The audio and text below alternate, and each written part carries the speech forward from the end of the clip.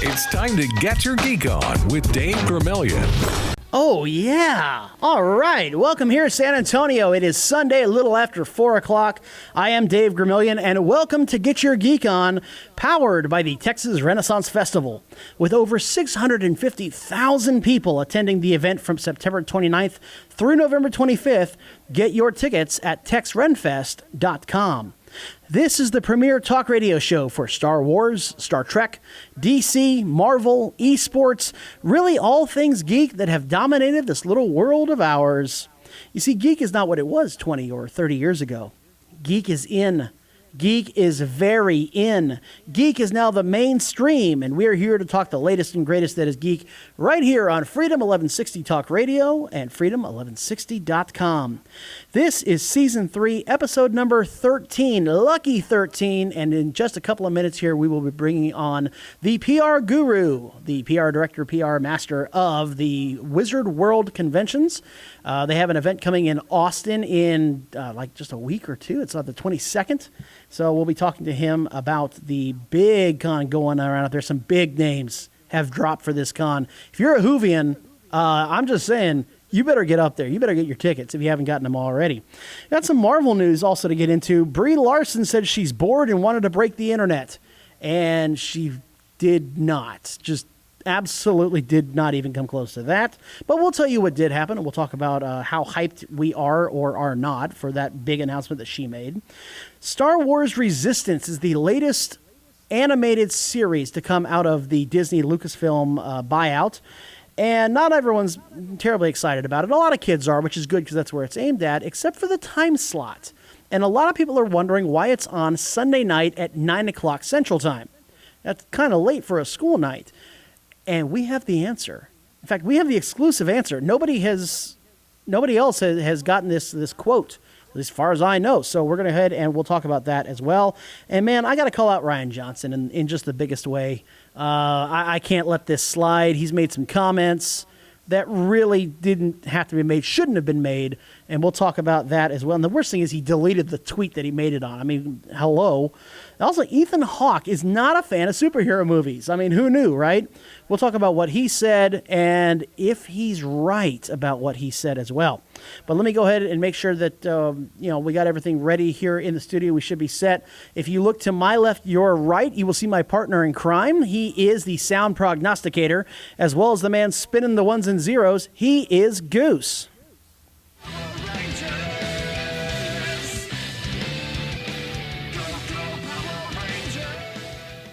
Hey, Goose. How you doing, man? I'm doing well. How are you? I'm doing pretty well. How about that More Phenomenal Expo? That was so great. Man, that is such a good time. That's Yes. a lot. It's a lot of fun. Very glad we went out to that. So we'll see it next year. Yes. Without a doubt. Can't wait for next year's. And 2019 also. What the More Phenomenal, what is it? Power Morphicon on the road is going to be in Pasadena, I believe it is. Yes. Oh, that'll be fun. Pasadena, Texas, by the way, not Texas. Pasadena, California, where the Rose Bowl is. All right, very cool. Well, let's go ahead and we will bring on our guest here. Want to welcome in the PR guru and director and the Grand Admiral when it comes to public relations over at Wizard World Cons. He is coming now back on for the third time. Second time this year. In fact, we had him on earlier. I want to welcome in Get Your Geek On alumni, Jerry Milani. Jerry, how you doing, sir? I am so good. How are you today? Simply outstanding. Want to thank you for coming on, taking the time out here as you're wrapping up the Tulsa event and now looking forward to Austin. Yeah, we have Tulsa coming up this weekend, like you said. So, the preparations and all are almost done. We've got some press we do tomorrow morning just to kind of get the final push of people who somehow may not know that Wizard World Tulsa is going on. But fortunately, we've had great response here, as we always have in Tulsa, and we are gearing up now for Austin and Sacramento 2 weeks after Austin. And so we're hitting this very busy portion of our schedule right now. We were just in Chicago 2 weeks ago for our biggest and longest running event. So we are in the teeth of our most busy and most fun part of our schedule. Now, the last time we spoke to you about Wizard World was in February as the con season was just starting up. How would you say that things have progressed this year compared to other years? Well, it's been a very good year for us. We've altered the number of shows over the last 7 or 8 years I'm 9 years with Wizard World now, and when I started, there were 3 shows.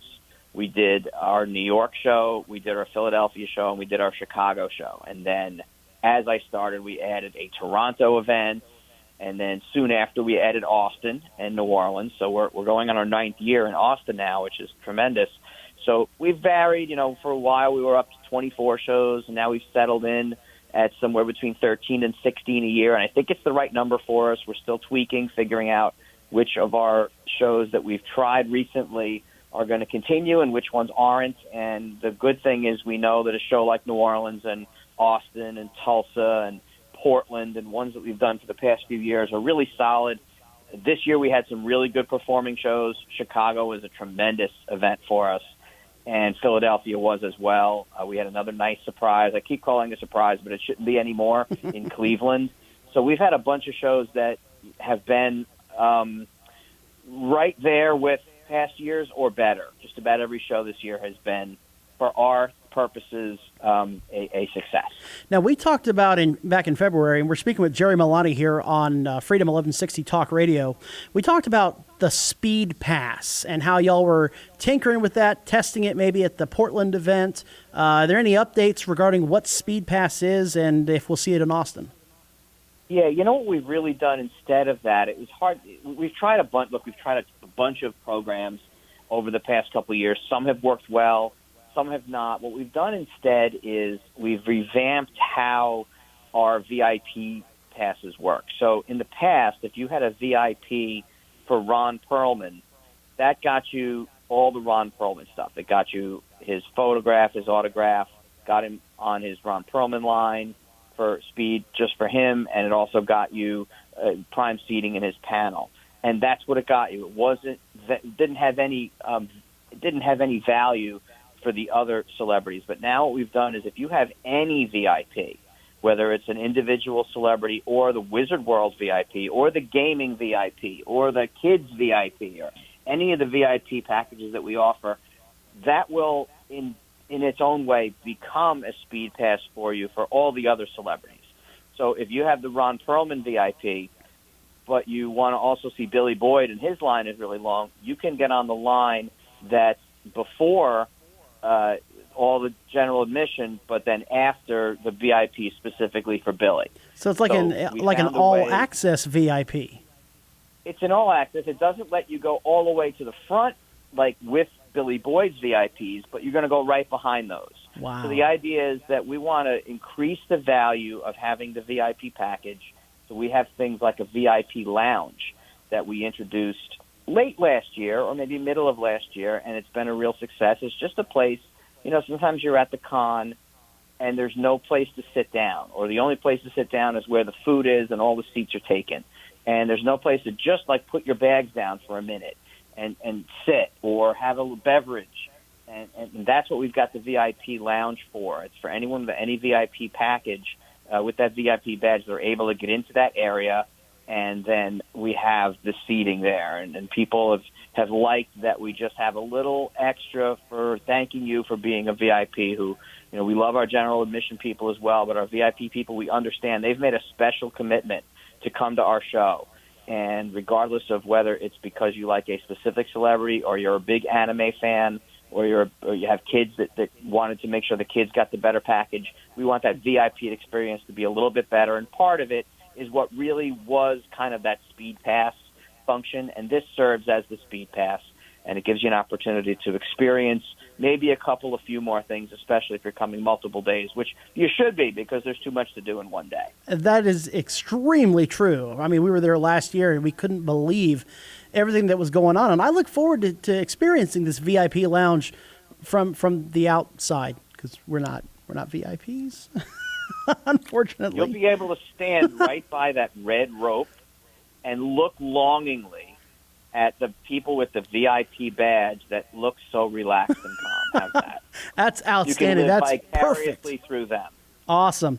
Now, Wizard World, coming back to Austin the weekend of the 22nd, has added some really big names to an already big show, including David Tennant will be coming back. So we'll have two doctors there. We'll have Peter Capaldi and now David Tennant there as well. Did something open up in his schedule? How did y'all land him at the last minute? Yeah, well, he's one of those guys that it's almost an open invitation. We have, with our scheduling and our talent team, it's a puzzle. The first puzzle for us is putting a schedule together. So we just put our 2019 schedule out in most of its form. It's not complete, but we have most of it out. And then filling in celebrities, when are they available for certain shows? When have they last been in the region? When have they been at our show there before? When can we know what their schedule will be like? Because part of our issue is we'd love to be able to put a name up now for our New Orleans show, which is after Austin, the next big show that we have coming up, considered like a tier 2 right after Chicago and Philadelphia. Austin and New Orleans are in that realm. We'd love to put some names up for that, but folks just can't commit yet. So Tennant, Capaldi, Mackey, those are ones that have kind of been on the radar, especially somebody like David Tennant, that if he finds out that a date works, it's going to be likely that we're going to go ahead and be able to add him. And he's one that we've always wanted to put a couple of doctors together. You'll see if you look at our shows, for Tulsa, we've put 3 Charmed guests together. We've put a couple of Hellboy guests together. We try to make it so that when fans come, they're going to have a chance to meet multiple people from something that they like. And man, being able to put 2 doctors together is a rare thing for us. Only reserved usually for a Chicago or a Philadelphia. We're really fortunate to be able to have that in Austin. Well, everything is bigger in Texas, so that's y'all are following through on that for sure. Well, Kevin Sorbo's going to be there. Hercules, who's bigger than Hercules? That's very true, very true. Now, speaking of Texas, that football team is playing up on the 40 acres just 2 miles away from the convention center, and it's a big game because TCU, one of the Big 12 favorites, is coming into town. Do you think this is going to be an issue with parking or crowd size or anything like that? There's always something happening every city we go to. We get that we're not always going to be the biggest event coming into town. In Tulsa, we're often the biggest event the weekend that we're in town, but this year we're not. There's a big grand opening of a park that if I hear one more thing about this park this weekend while I'm here, I'm going to root for rain so that they get rained out of it. But I'm only kidding. There's a big grand opening of some billion dollar park for families, and there's some music. And look, we're going to coexist with it. It's Saturday, but it's also in the evening. So we're just telling people, look, it's going to rain on Saturday. Come to Wizard World first, then go in the evening and go, or go Sunday, or go. There's always something big going on. We've had events in Madison Wisconsin, when the Badgers have been playing. We've had events in Austin when UT has been playing before, to be honest. And there's a crossover. There's no doubt there's a crossover in fandom, more so than ever before. I mean, you've been to shows, Dave, you've been going to shows for a long time, of all different kinds, whether it's Alamo or one of our shows or any. The demographics of these Wizard World type shows, comic conventions, is broader than it's ever been.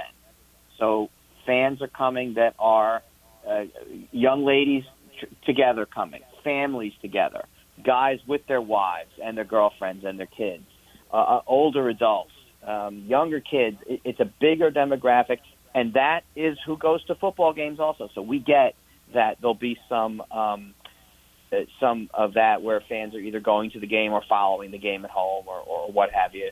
We don't even know what time that game is yet. That's still a TBD. So that could be a day game or a night game because that's one of those ESPN games. So if it's a night game, it affects us a little bit less even.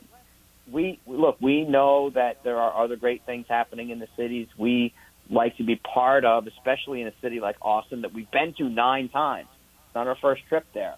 That we want to be part of what's happening that weekend, and we hope the fans carve out some time. And look, if you want to meet David Tennant, you want to meet Peter Capaldi, and you also want to go to the football game, then come on Friday and meet David Tennant and Peter Capaldi on Friday, which you should do anyway because Friday's a better day to meet more people that are there anyway.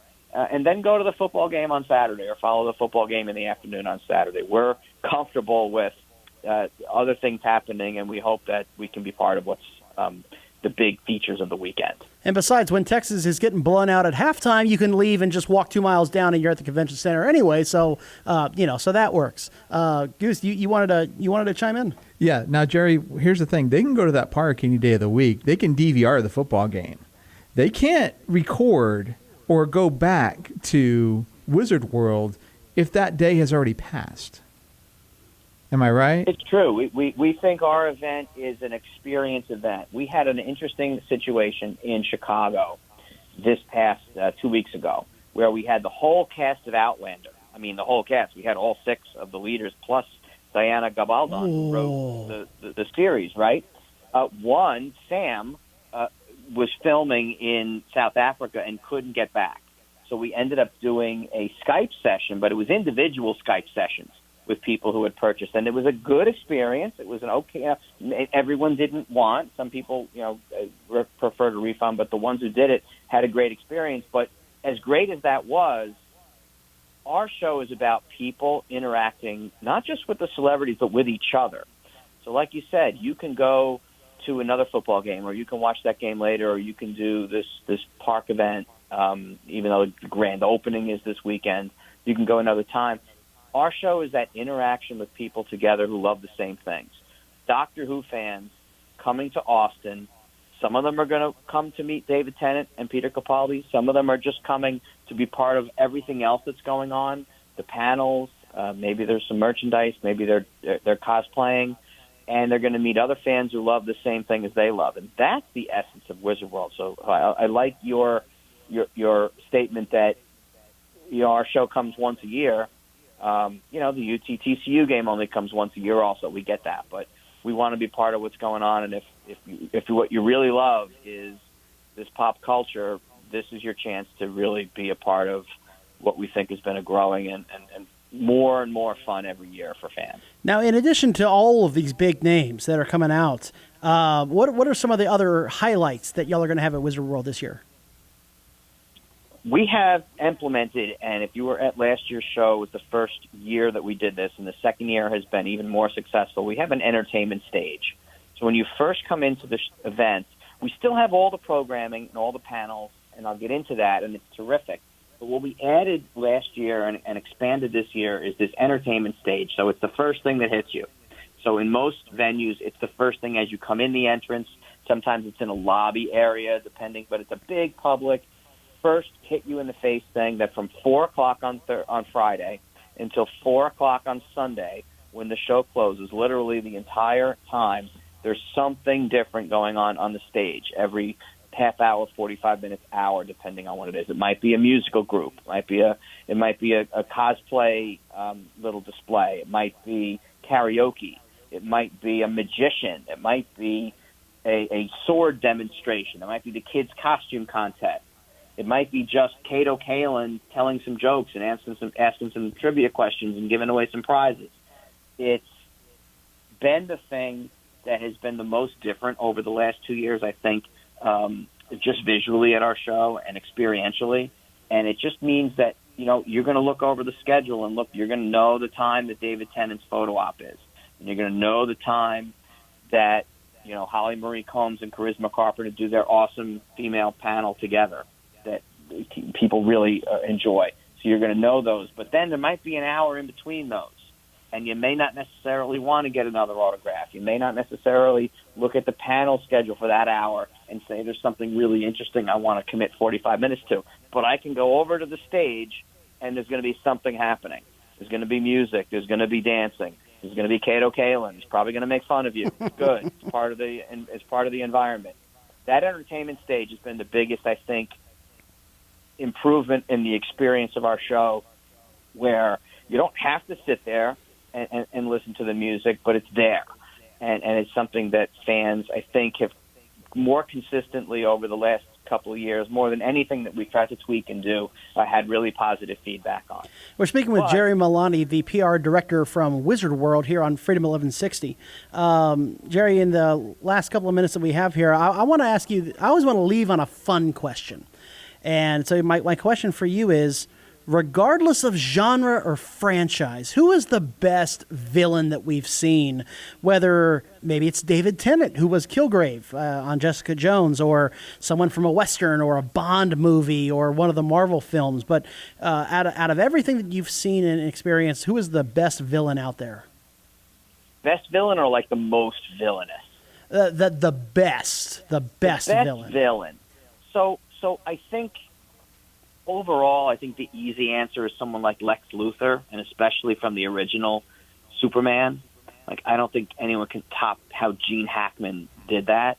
But, Jigsaw, that's a psychological villain, right? Even more so than the physical being in that crazy toilet bathtub thing. The psychological effect on his victims was more so even than I think that makes you think a little bit about that.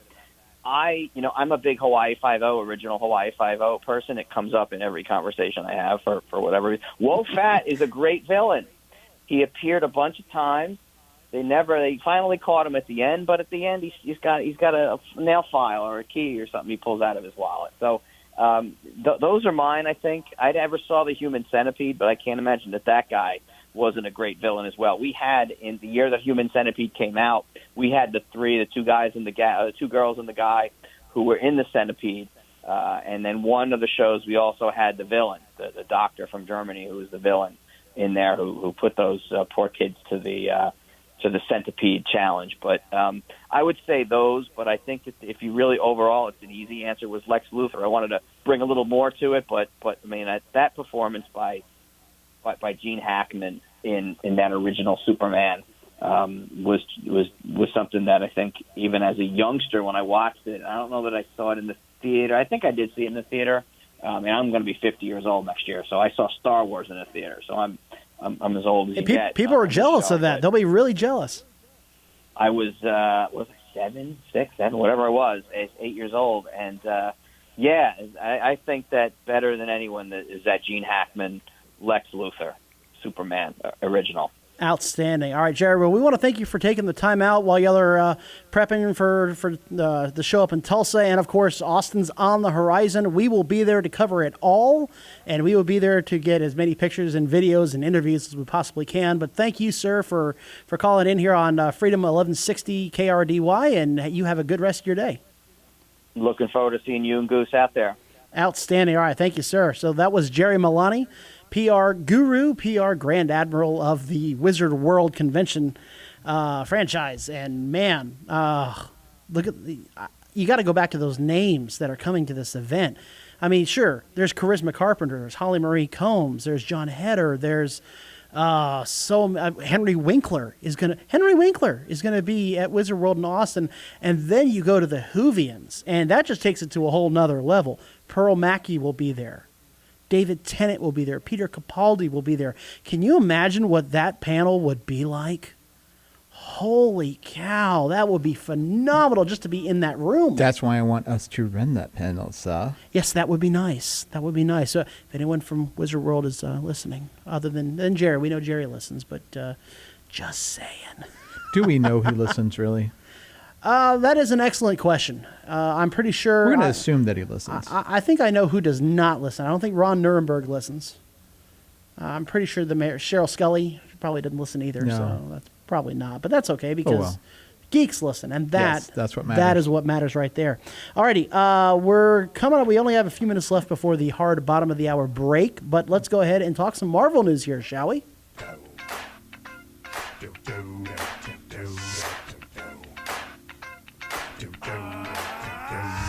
This is that sequel to the smash hit No Equal. This one's for the true fans with Hulk hands and action figures. Flying, dining, Alrighty. So Brie Larson, who is set to play Captain Marvel in the upcoming Captain Marvel movie next spring, said one day on Twitter that she was bored and wanted to break the internet, tagging at Entertainment Weekly. Hold on, it's Disney, so shouldn't it be Wreck the Internet? It should be Wreck the Internet, exactly. So they released, Here you go. Are you ready? Because everyone was waiting. It's got to be a trailer. It's got to be a trailer. You're going to break the internet. It's going to be a trailer, and everyone's going to freak out. Yeah, it was the cover of Entertainment Weekly with her on it, where she's making this kind of this weird face. The costume looks great. She's got these special effects on her hands. Looks great.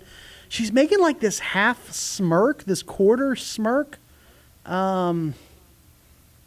Yeah, that didn't really break. That didn't really break anything.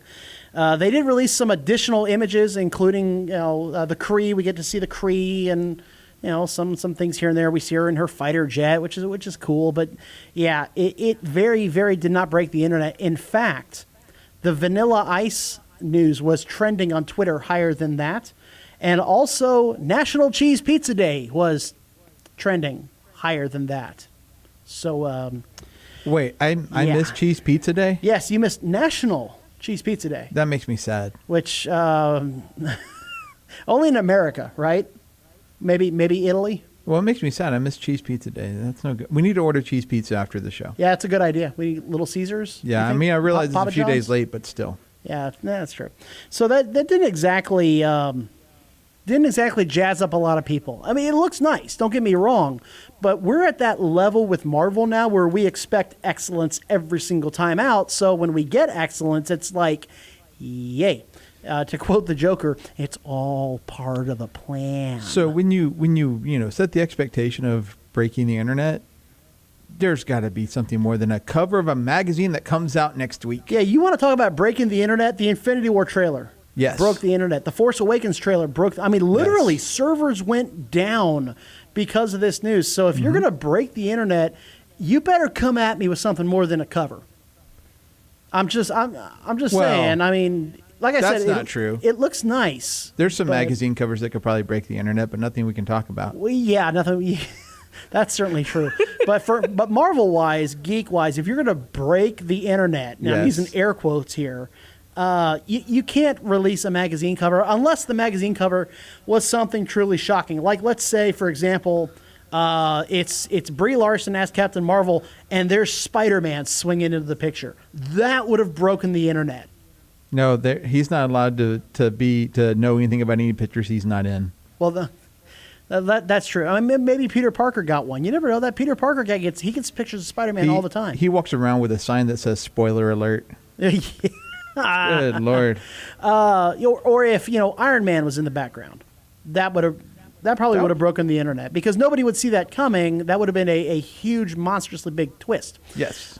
One of the images that did throw some people off, though, was seeing a young Phil Jackson. Not Phil Jackson, Samuel L. Jackson. Nick Fury? I got basketball on the brain. Yeah, as Nick Fury. Yes. Has both his eyes, and they really did the CGI to de-age him.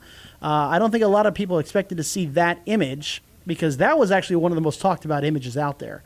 But, I mean, I get it. Brie Larson's excited. She's buying into her own hype and press.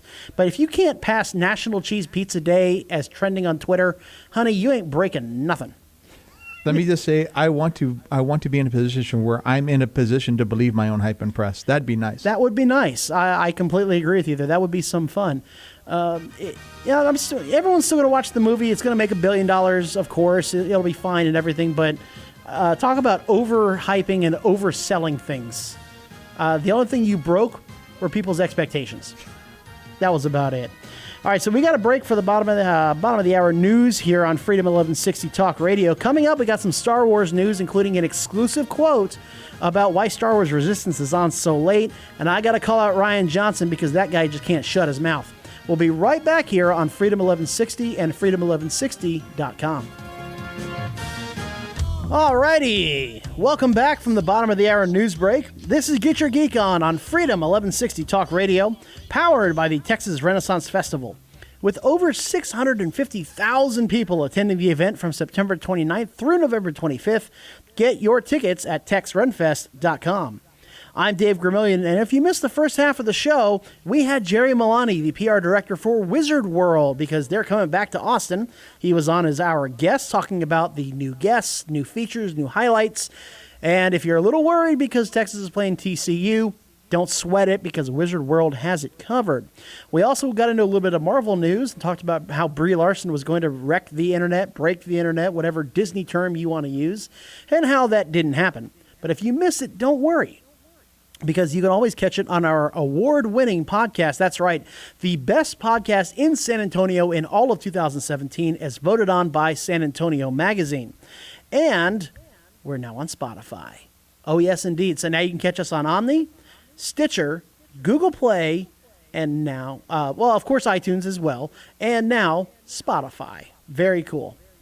Alrighty, so let's go ahead and, I'm sorry, Goose, you wanted to chime in there? Yes, if you're listening to this at Sunday, as we go Sunday at around approximately 4:30 p.m. Central Time, there is still time to be part of the giveaway for Alamo City Comic Con 3-day passes. That's right. All you have to do is just follow us on Twitter. That's it. That's literally all you have to do. Go to twitter.com/GYGO radio and hit that follow button. Mash that follow button, and you will automatically be entered. If you have already hit that the follow button, we appreciate that. You're automatically entered. But you can get a bonus entry by retweeting anything that we've tweeted. Just anything. Now, if you retweet 5 things, you still only get the 1 entry. And we appreciate the retweets, of course. But that's it. We're giving away a pair of 3-day passes to Alamo City Comic Con. All you got to do is follow us at GYGO Radio. All right, so with that being said, let's go ahead and we'll kick off our Star Wars news. I'm looking forward to completing your training. In time, you will call me Master.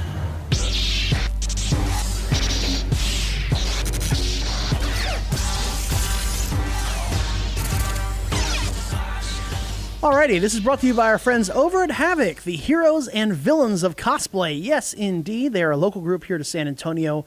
Love their volunteer work, love their charity work, love the fact that they just get together and have a great time. If you have questions about cosplay, if you're not sure about cosplaying in general or any restrictions or requirements, don't worry about it. Talk to our friends, the heroes and villains of cosplay. Alrighty, so Star Wars Resistance is the latest animated series to come out since the Disney buyout. We had Star Wars Rebels, we're going to get some more Star Wars Clone Wars, and now Star Wars Resistance. And it looks okay. It's clearly aimed at kids. I mean, you just watch the trailer and you can tell it's aimed at everybody for like ages 11 and under. There's no question. But people were wondering why it was being aired on a Sunday night at 10 o'clock Eastern Time. It's 9 o'clock here in San Antonio. Because that's kind of late on a school night. So what's the deal? So we reached out to Lucasfilm, and we were able to get a quote from them, an actual comment reply back to us. I know Lucasfilm acknowledges our existence, which is pretty awesome. So here's the deal.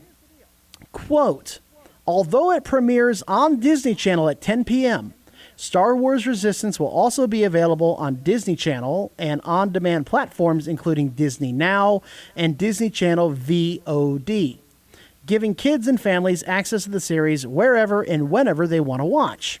The 1-hour series premiere and 2 additional new episodes will be available on desktop, mobile, and connected TV devices via the Disney Now app and Disney Channel VOD.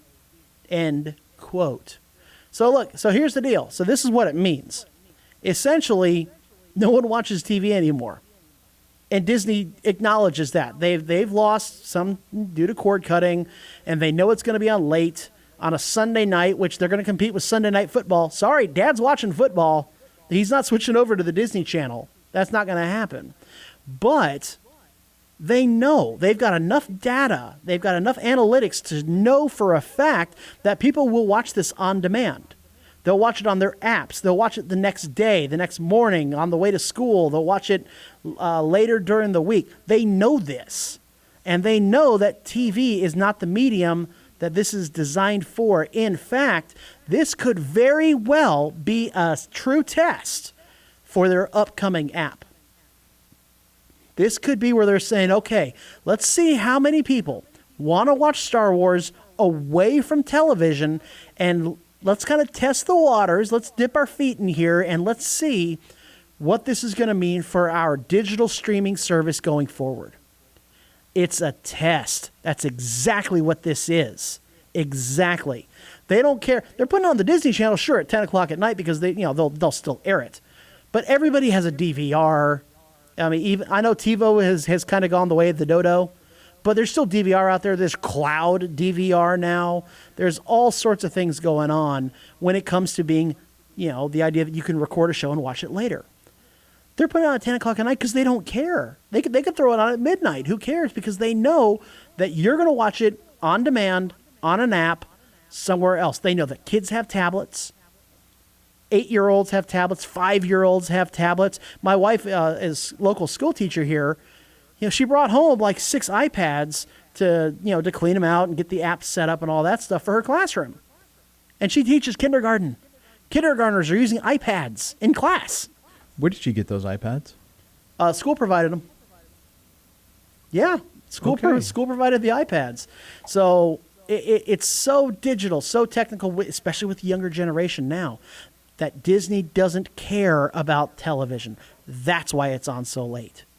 Because it's a good test for their app, and they know that kids are going to watch it on demand. So, there you go. That's the answer. Let's be honest, adults are going to watch it on demand too. They are. That's true. And mom and dad may watch it, on Disney Channel as it happens because the game will be winding down by 10 o'clock. So no, it won't. 10 o'clock Eastern, there's no way. Well, if it's a blowout, maybe they'll flip back and forth. That's entirely possible. But the overall point is that it's the 30-year-old neckbeards out there who are all kinds of upset because it's not a kids show if it's on that late at night. Guys, you got to get out of the 1985 way of thinking. All right, 1985, you had television and that was it. You had more than the 3 channels, obviously, but you watched Family Ties at a certain time and that was it. You watched your sitcom, you watched Growing Pains at a certain time and that was it. All right, I have to be honest here. I don't know the last time I actually sat down and actually watched live television. It's typically I know how much commercial time is and I wait about 20 minutes into the show and start on the DVR, so it's still over with at the time, but I can skip the commercials. Exactly. I mean, I cut the cord myself.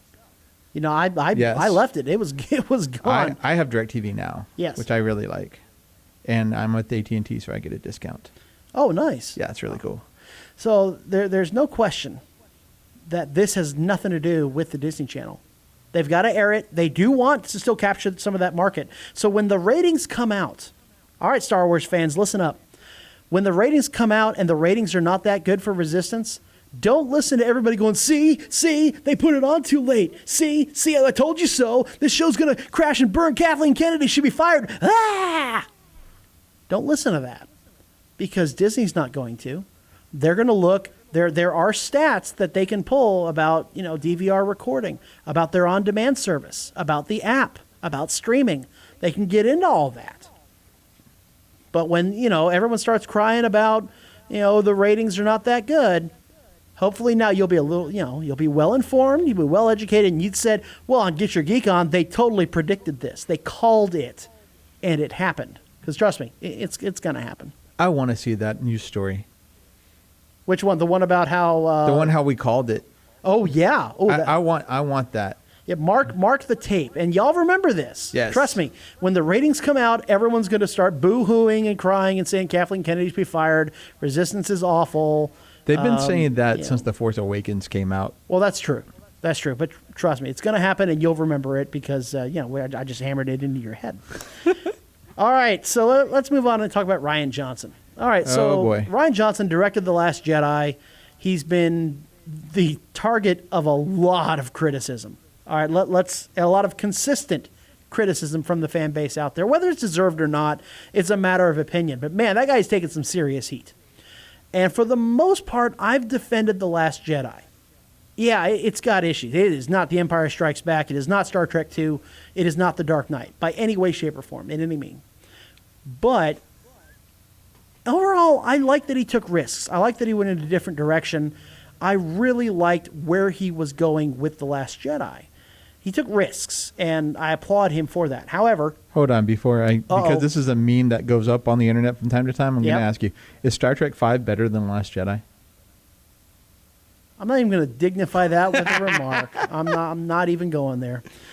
Besides, there is no Star Trek 5. We've discussed this. It goes from Star Trek 4 to Star Trek 6 for some strange reason. William Shatner's coming to Comic-Con. Their Star Trek 5 exists for right now. God. Okay. All right. Grumble, grumble, grumble. All right. So Rian Johnson, again, he's been taking a lot of heat, and he dished some back at a YouTuber by the name of Mike Zero, spelled Zeroh. And this is where I got to fault Rian Johnson because, let's get into this. So it was Mike Zero who started the clickbait rumor that Rian Johnson was going to be fired and that his upcoming trilogy of films was completely off the books and was not going to happen whatsoever.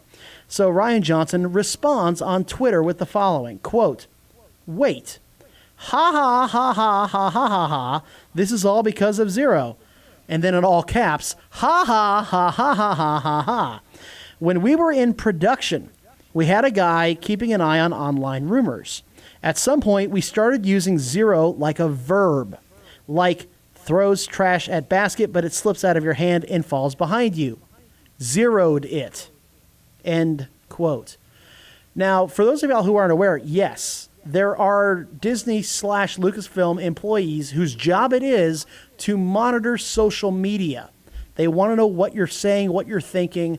We know that this gets back to the guys on the studio. They're filming episode 9 right now. I guarantee you that some of our fan theories have gotten back to them already. And I know this because I talked to a guy at one of the Alamo City Comic Cons who was working on the set, and he told us all about how the people on set laugh at our fan theories because we're so far off. Wasn't that Mike Quinn, who was a guest of Get Your Geek On, who will be coming to Alamo City Comic Con in October? It was not Mike Quinn.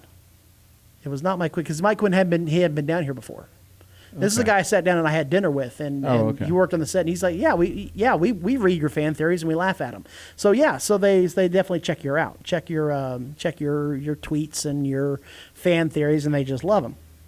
All right, and then after a while, after a lot of heat came down for that, he deleted the tweet, which is even worse than making the tweet in the first place because I'm sure nobody's going to screenshot that. I'm sure there are no records of that anywhere, right? I'm sure there's nothing out there that you can find on the internet if you Google Rian Johnson Zero tweet. I'm sure you can't find that anywhere, can you? No. Well, no, because I actually have it on the screen for those watching What? For those watching at Facebook.com/Geico Radio. You mean to tell me that if you say something on the internet, it stays there? I'm stunned. I'm actually stunned by this. All right. So here's the deal. Let me tell you, Ryan, if I can call you Ryan. And I actually tweeted at him. I said, you should drop that Zero and get with the hero. Let me tell you where you screwed up, Ryan. All right. First of all, you acknowledged this guy. You paid attention to what a YouTuber says during production of a Hollywood blockbuster. It's a YouTuber. No, I mean it's not even PewDiePie, who has like 60 million subscribers. This guy is sitting on about 100,000. I mean, no, it's not chump change, but still, I mean, come on, you're acknowledging a YouTuber. Secondly, you called him out by name. By name, Ryan. You didn't sit there and say some YouTubers.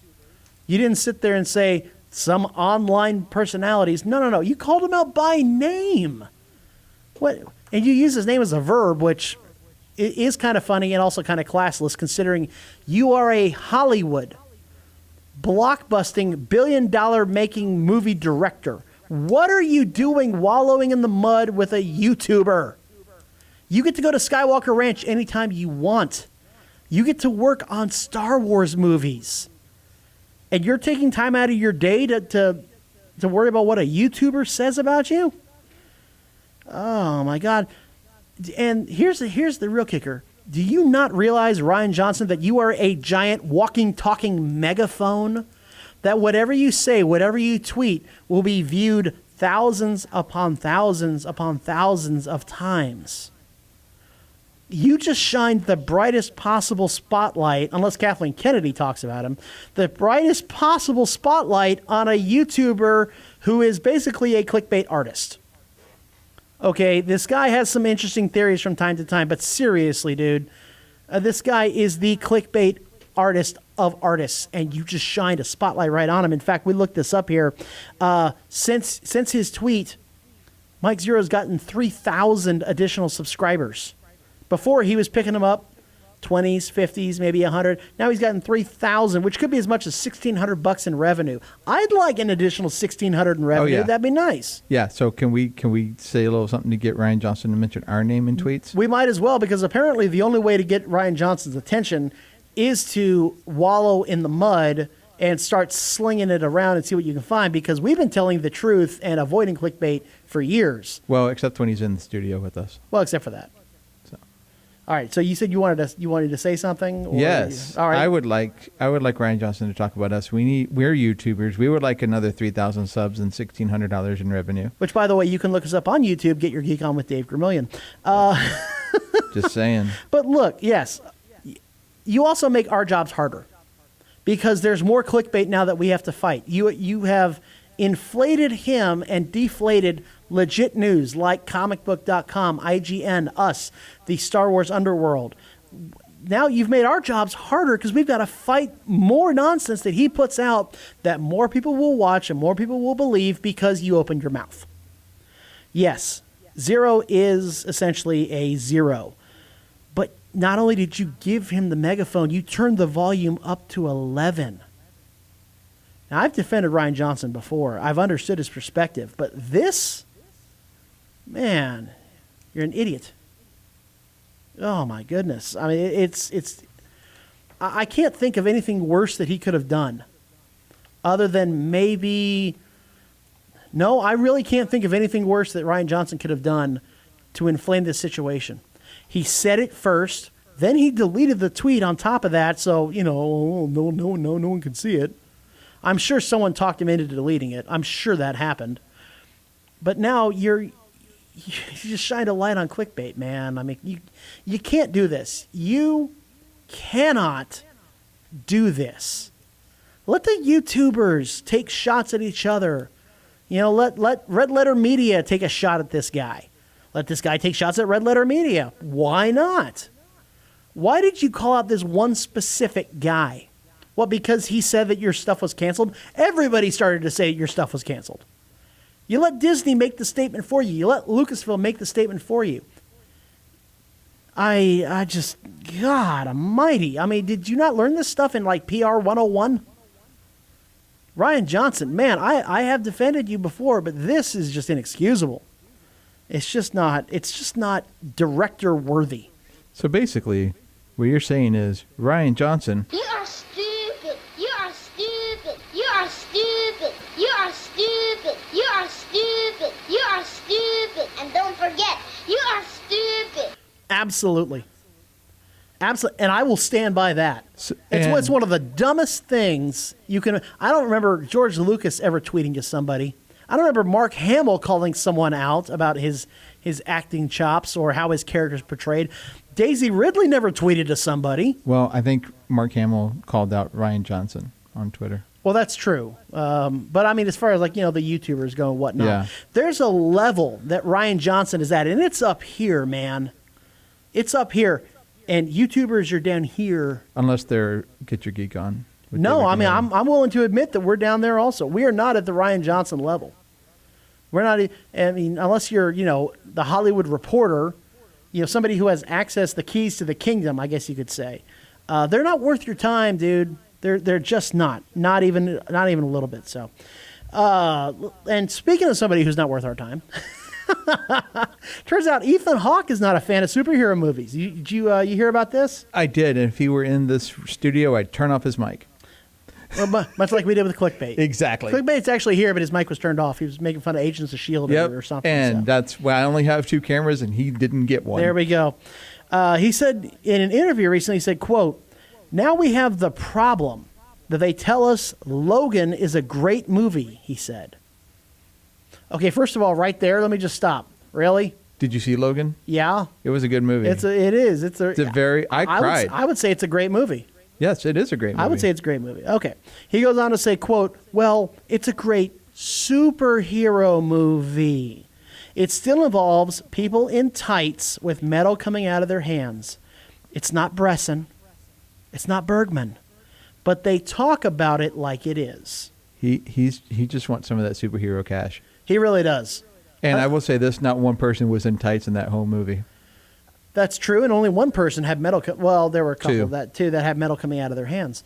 There are art films out there. There are smart films out there that are still pretty silly in their own right. Mm-hmm. That's true. There are only I would name only 5 movies off the top of my head that are considered to be true masterpieces. I mean, smart, well done, well executed films that everybody can enjoy, and that you just look at it, you watch it, and you go, yes, that's a masterpiece. Star Trek Insurrection falls into that category. Oh my gosh, shut your mouth. Holy cow. Dude, you're going to have to say like 7 Hail Marys for that sort of thing. I'm not Catholic. It's 7 Hail Uhuras then. How about that? She's been Nichelle Nichols, by the way, at Wizard World Tulsa. Yes, but not sadly in Wizard World Austin. At least that we know of. So then he goes on. As if that wasn't bad enough, he goes on to say, quote, I went to see Logan because everyone was like, this is a great movie. And I was like, really? No, this is a fine superhero movie. There's a difference. Why can't it be both? Why can't it be both? Why can't Black Panther be considered for Best Picture and not just Best Popular Picture? Yeah. Why is it? I mean, Star Wars fans have gotten the shaft ever since Annie Hall won Best Picture in the 70s. Mm-hmm. But why can't a superhero movie be a great movie? It can be. It's just like science fiction on television. They always get the short shift. Yes, they do. Always are branded a certain way that keeps them from receiving legitimate awards. You cannot tell me that Patrick Stewart was not robbed from an Emmy for The Inner Light. Oh, yeah. No, there's no question. Big time. And same thing when you get to Chain of Command as well. The stuff that he had to put Picard through, that Patrick Stewart embodied in those episodes, deserving of an Emmy. People have won Emmys for less. That's true. Marissa Tomei won an Oscar for My Cousin Vinny. But she was great in My Cousin Vinny. Oscar worthy? Yes. Oscar worthy? Yes. Oh, come off it. Hey, anybody from a different world wins an Oscar, I'm okay with it. But here's the thing. Why can't it be? Why can't it be both? Why can't it's like automatically because it's a superhero movie, it can't be a great movie according to Ethan Hawke? Because the elitists look down on geeks. The elitists look down yes, on they do. Things that they're not fans of. Things that they don't understand. Let me tell you about Ethan Hawke. This guy, he's one of those guys who sips his macchiato out of the little tiny cup while reading The New Yorker and waiting for someone to tell him what to think. The people around him probably are like, superhero movies are taking away our money.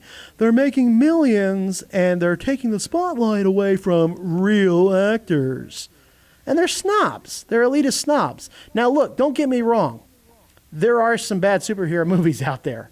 Okay, I'm looking at you, Incredible Hulk, and there's some bad movies. Whoa. There's some bad movies out there. You want to talk smack about Hulk with Eric Bana? I'm okay with that. Yeah. You leave Incredible Hulk alone. There are some bad movies out there.